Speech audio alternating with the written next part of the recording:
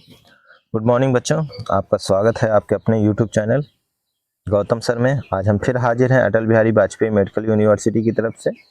और जैसा आपको पता है कि जीएनएम का यूपी गेट के नाम से जो है एंट्रेंस एग्ज़ाम का फॉर्म भराया जा रहा है। और जीएनएम में जो होता है हाई स्कूल के साइंस से 50 क्वेश्चन आते हैं और जिसकी तैयारी आज से हम लोग करेंगे चैप्टर वाइज। और आपको पता होना चाहिए कि हाई स्कूल में कुल 13 चैप्टर हैं, जिसमें पहले केमिस्ट्री है, फिर बायो है और फिर फिजिक्स है। तो हम लोग आज यहाँ स्टार्ट करेंगे पहले चैप्टर से लेकर और अंतिम चैप्टर तक के सारे वीडियोस आपको डिस्क्रिप्शन बॉक्स में मिल जाएंगे। आप वहाँ जाकर सीरियल से तैयारी कर सकते हैं। इसके अलावा मैंने प्लेलिस्ट भी बना रखी है जीएनएम के नाम से, और आप अगर वहाँ पर जाकर देख सकते हैं तो आपको सारी वीडियो एक साथ मिल जाएंगी, ठीक है। और आपके 50 नंबर श्योर हो जाएंगे। तो इसी क्रम में यह वीडियो रहा, तो चलते हैं आगे वीडियो में। तो उससे पहले अगर आप मेरे यूट्यूब चैनल गौतम सर पे नए हैं तो सब्सक्राइब का बटन प्रेस कर लीजिए, साथ ही बेल आइकन को भी दबा दीजिए, जिससे कि तमाम तरह के जो भी मेडिकल से रिलेटेड नोटिफिकेशन आते रहते हैं वह समय समय पर आपको प्राप्त होती रहें। तो लेट ना करते हुए चलते हैं आगे वीडियो में।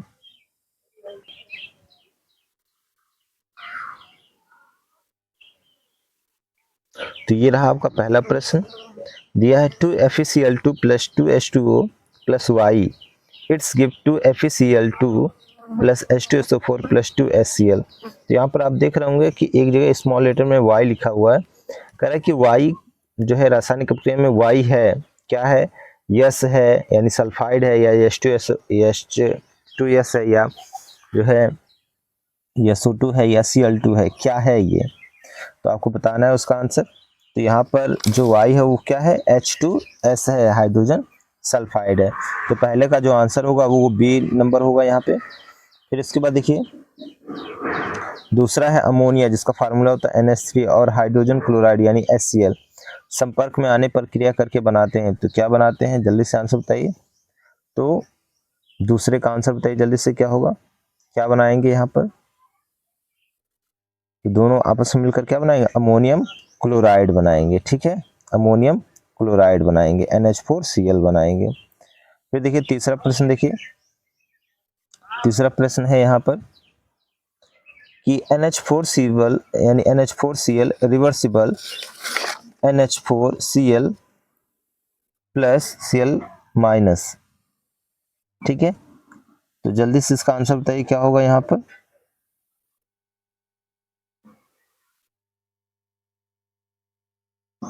तीसरे का आंसर बताइए कौन सी अपक्रिया है, ठीक है।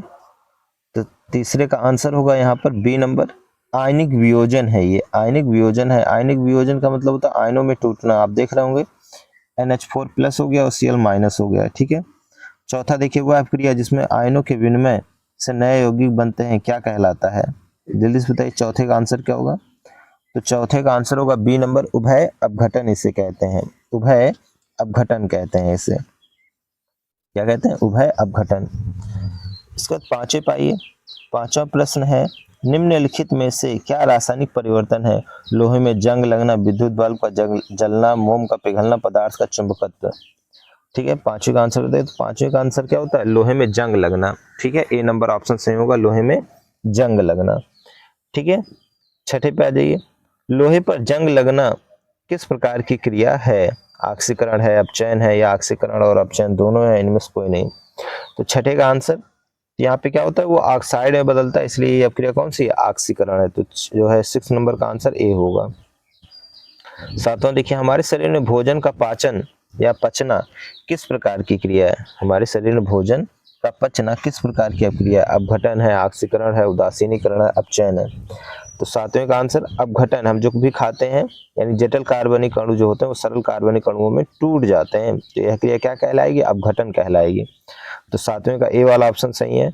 आठवां देखिए, ऊष्मा शोषी अपक्रिया वह होती है जिसमें विद्युत ऊष्मा में परिवर्तन हो जाता है, ऊष्मा का शोषण होता है, ऊष्मा उत्पन्न होती है, ना ऊष्मा का शोषण होता है और ना ही नष्ट होता है। तो आठवें का आंसर बताइए। तो आठवें का बी होगा, ऊष्मा का क्या होता है, शोषण होता है। नौवें प्रश्न पे आइए, प्रतिस्थापन अपक्रिया मुख्य गुण है, प्रतिस्थापन अपक्रिया मुख्य गुण है, क्या है, एल्कीन का है, कार्बन मोनोऑक्साइड का है, एल्काइन का है, या पैराफीन का है। तो नौवें का डी वाला जो ऑप्शन होगा वो सही होगा, पैराफीन का है। 10वें पाई दही का जमना किस प्रकार का परिवर्तन है? भौतिक परिवर्तन है, रासायनिक परिवर्तन है? भौतिक तथा रासायनिक दोनों परिवर्तन, इनमें से कोई नहीं। मैं आपको भौतिक परिवर्तन और रासायनिक परिवर्तन समझा दूं। देखिए, भौतिक परिवर्तन का मतलब होता है जिसे वापस प्राप्त ना किया जा सके, ये रासायनिक परिवर्तन है। और जिसे वापस प्राप्त किया जा सकता है, ये क्या कहलाएगा? भौतिक परिवर्तन। जैसे कागज है, कागज को आप जला दीजिए तो राख बन गई, राख से आप कागज नहीं प्राप्त कर पाएंगे ना। उसी प्रकार दूध है, दूध से आपने दही बना लिया तो दूध से दही नहीं बनेगा, सॉरी, दही से दूध नहीं बनेगा। तो ये क्या है? रासायनिक परिवर्तन है। तो 10वें का बी वाला ऑप्शन सही होगा। 11 पाई अपक्रिया BCl2 plus Na2SO4 it's BaSO4 plus 2 NaCl किस प्रकार की अपक्रिया है? इसी को इस तरीके से पूछ रहा है। समीकरण BaCl2 plus H2SO4 react with BaSO4 plus 2 HCl किस प्रकार की अपक्रिया है? योग अपक्रिया है, द्विविस्थापन अपक्रिया, अपघटन अपक्रिया, विस्थापन अपक्रिया है। तो जल्दी से बताइए क्या हो रहा है यहाँ पर 11वें का आंसर। तो क्या है? द्विविस्थापन अपक्रिया है। तो यहाँ पर बी वाला जो ऑप्शन होगा वो सही होगा, द्विविस्थापन अपक्रिया है। 12वें पाइए, 12वां दिया है अपक्रिया CuO plus H2 plus it's Cu plus H2SO4 में ऑक्सीकरण पदार्थ है। ए नंबर दिया CuO, बी नंबर में दिया है H2, सी में दिया CuO प्लस H2, दोनों इनमें से कोई नहीं। तो 12वें का आंसर क्या होगा? तो 12वें का आंसर होगा ए नंबर CuO होगा। ये क्या है? ऑक्सीकारक पदार्थ है। 13वां देखिए, रासायनिक दृष्टि से जंग है, हाइड्रेटेड ऑक्साइड है, हाइड्रेटेड फेरिक ऑक्साइड है, केवल फेरिक ऑक्साइड, इनमें से कोई नहीं। तो 13वें का आंसर बताइए जल्दी से। तो 13वें का आंसर होगा बी नंबर, फेरिक शब्द आना चाहिए ना। तो यहाँ पर क्या है? हाइड्रेटेड फेरिक ऑक्साइड है। 14वां नंबर देखिए, रासायनिक अपक्रिया में भाग लेने वाले पदार्थ को क्या कहते हैं? 14वें नंबर पे देखिए, रासायनिक अपक्रिया में भाग लेने वाले पदार्थ को क्या कहते हैं? अभिकारक कहते हैं। और जो बनता है उसे क्या कहते हैं? उत्पाद कहते हैं।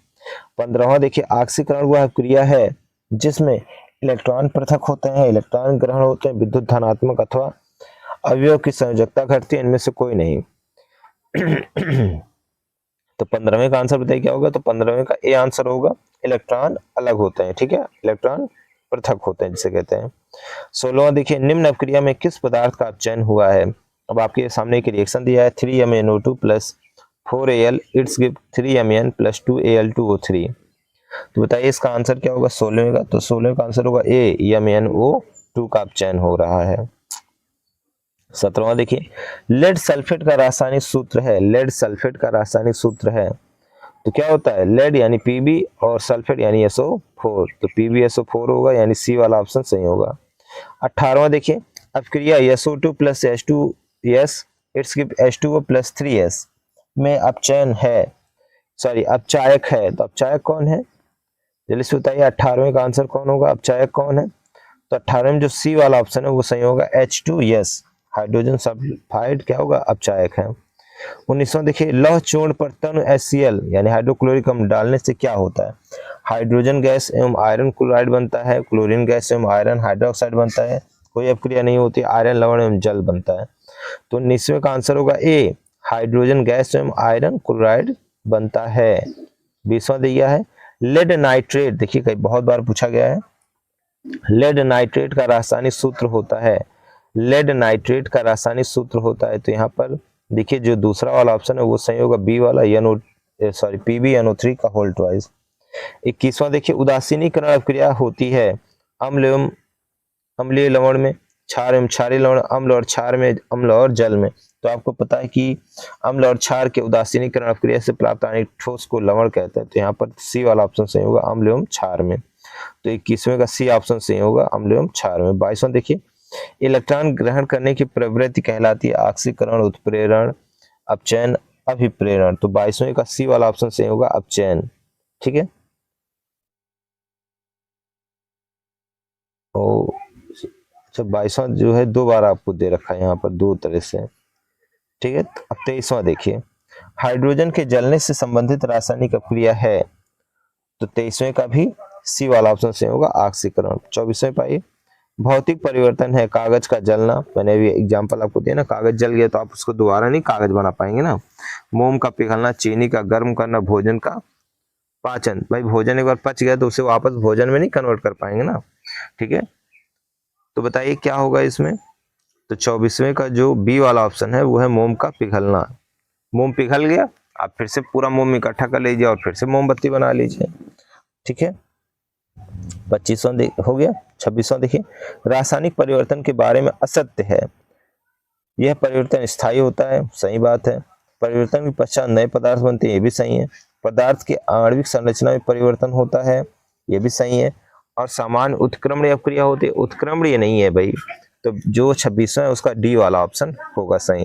ठीक है, क्योंकि उत्क्रमणी का मतलब होता है जिसे दोबारा प्राप्त किया जा सके, उसे उत्क्रमणी कहते हैं। ये क्या है, एक अनुत्क्रमणीय अपक्रिया है। 27वें पाइए, कली चूना का जल में घुलना कौन सा परिवर्तन है, भौतिक है, रासायनिक है, दोनों है, या इनमें से कोई नहीं। तो 27वें का जो बी वाला ऑप्शन होगा सही होगा, रासायनिक परिवर्तन है। 28वां देखिए, रासायनिक अपक्रिया से बनने वाला अघुलनशील पदार्थ कहलाता है। रासायनिक अपक्रिया से बनने वाला अघुलनशील पदार्थ कहलाता है। तो 28वें का जो आंसर होगा वो क्या कहलाएगा, अवक्षेप कहलाएगा। अवक्षेप का मतलब होता है कि पानी के ऊपर जो ठोस पदार्थ तैरता रहता है उसी को अवक्षेप कहते हैं।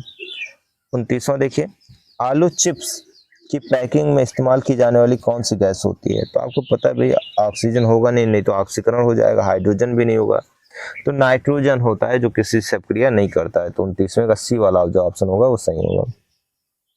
30वां देखिए, साग सब्जियों का विघटित होकर कंपोस्ट बनना कौन सी अपक्रिया, ऊष्माक्षेपी, ऊष्माशोषी, दोनों है, इनमें से कोई नहीं। तो 30वें का ए वाला ऑप्शन सही होगा, ऊष्माक्षेपी है ये। 31 पाइए, ऐसे अपक्रिया जिसमें अपचयन तथा उपचयन तथा अपचयन दोनों एक साथ एक ही समय में घटित होते हैं कहलाता है। रेडॉक्स अपक्रिया, विस्थापन अपक्रिया, संयोजन अपक्रिया और वियोजन अपक्रिया। तो रेडॉक्स अपक्रिया को क्या कहते हैं, ऑक्सीकरण अपचयन अपक्रिया कहते हैं। तो 31 का ए वाला ऑप्शन सही होगा। देखिए 32 पे आ जाइए, कार्बन को वायु में जलाने पर कार्बन डाइऑक्साइड गैस का बनना उदाहरण है संयोजन अपक्रिया का, विस्थापन अपक्रिया का, द्विविस्थापन अपक्रिया का, वियोजन अपक्रिया का। तो 32वें का ए वाला जो ऑप्शन होगा वो सही होगा, संयोजन अपक्रिया है ये। 33 पे आ जाइए, Zn+H2SO4 रिएक्ट बनाएगा Zn+SO4+H2, अपक्रिया है संयोजन अपक्रिया, विस्थापन अपक्रिया, वियोजन अपक्रिया या द्विविस्थापन अपक्रिया है। तो 33 का जो है बी वाला ऑप्शन सही होगा, विस्थापन अपक्रिया है। देखिए जिंक क्या कर रहा है, H2SO4 से H2 को विस्थापित कर दे रहा है। 34 देखिए, निम्नलिखित में कौन सी एक दहन अपक्रिया है। ठीक है, दहन अपक्रिया है। अब आपके पास चार ऑप्शन है, चारों पढ़ लीजिए अच्छे तरीके से।